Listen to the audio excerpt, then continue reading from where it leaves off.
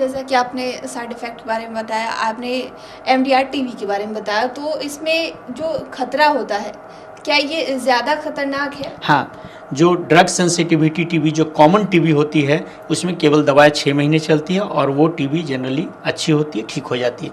लेकिन drug resistant tuberculosis क्या होती है? ड्रग रेजिस्टेंट ट्यूबरकुलोसिस का मतलब होता है कि जो पहली जो दवाएं होती है फर्स्ट लाइन एटीटी उससे काम नहीं करती, तो इसलिए सेकेंड लाइन दवा दी जाती है। इसमें क्या होती है, एक तो पेशेंट का लंबा ट्रीटमेंट चलती है और दवाएं जो चलती है उनकी भी काफ़ी साइड इफ़ेक्ट होती है।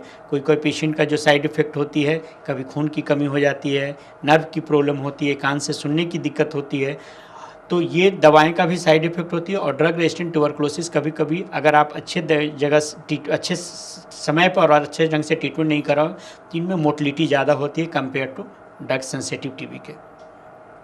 तो ट्रीटमेंट के दौरान एक पेशेंट को क्या करना चाहिए और क्या नहीं करना चाहिए?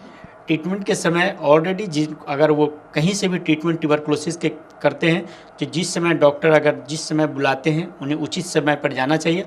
और अनरिलेटेड कोई इस टाइप की साइड इफ़ेक्ट हो रही है, वोमिटिंग हो रही है, पेशेंट का जॉन्डिस हो रही है, पेशेंट को कान से सुनाई कम पड़ रही है या आँख से भी देखने में जो दवाएं की साइड इफ़ेक्ट है, तो इस टाइप की कोई भी अगर साइड इफ़ेक्ट हो तो एज़ अर्ली एज पॉसिबल अपने डॉक्टर से मिलना चाहिए।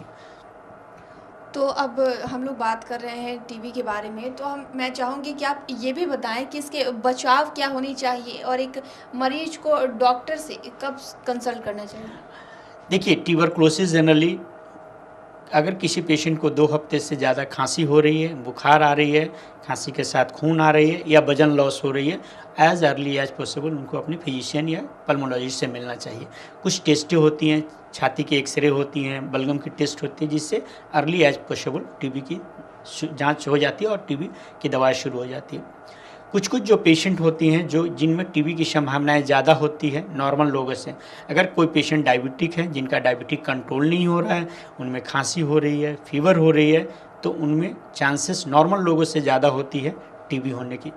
कोई कोई जो पेशेंट है जो स्टेरॉयड ले रहे हैं उनमें भी टीबी की संभावनाएं ज़्यादा होती है कंपेयर टू नॉर्मल पॉपुलेशन के। या कोई जो पेशेंट है जिनकी ट्रांसप्लांट हुई है, रेनल ट्रांसप्लांट हुई है, तो उनमें जो दवा चलती है इम्यूनोसप्रेसिव दवा, उन लोगों में भी टीबी की संभावनाएं ज़्यादा होती है।